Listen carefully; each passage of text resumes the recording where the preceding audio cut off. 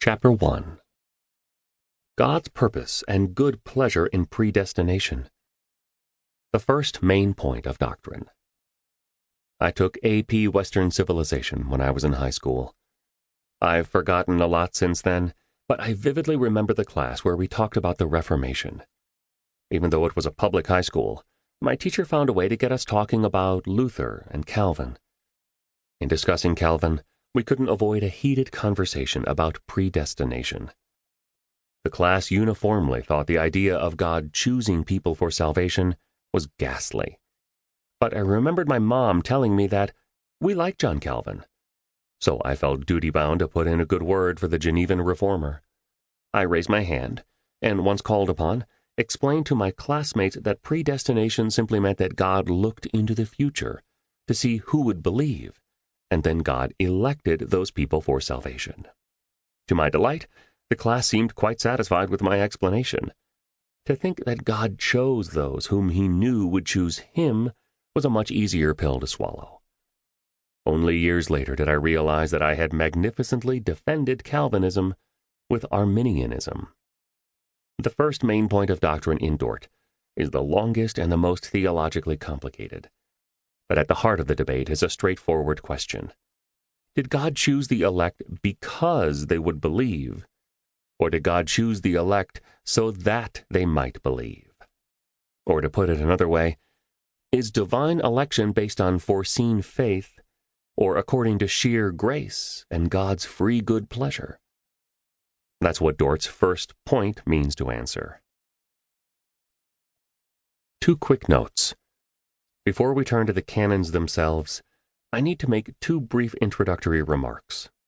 1, this book is not a biblical defense of the 5 points of Calvinism, nor is it a theological exposition of Reformed soteriology.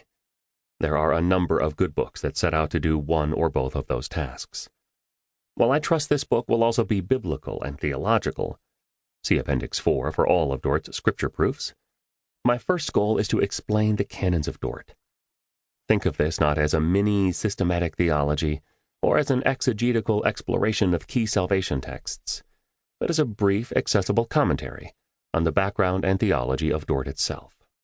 Of course, in explaining Dort, I hope to say something valuable about the theology of the Bible as well, but you can be the judge of that. 2.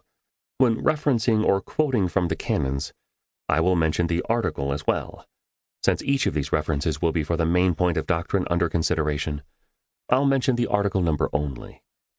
Besides the article provided in the text of each chapter, the canons also include a section called Rejection of Errors after each main point of doctrine.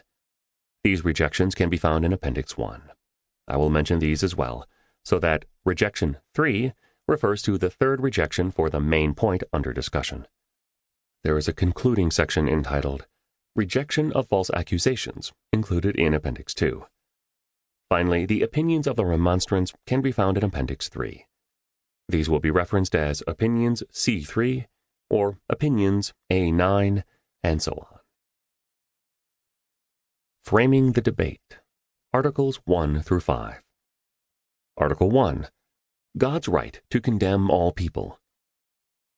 Since all people have sinned in Adam and have come under the sentence of the curse and eternal death, God would have done no one an injustice if it had been his will to leave the entire human race in sin and under the curse, and to condemn them on account of their sin.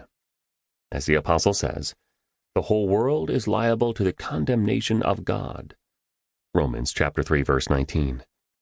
All have sinned and are deprived of the glory of God. Romans chapter 3, verse 23, and the wages of sin is death. Romans chapter 6, verse 23.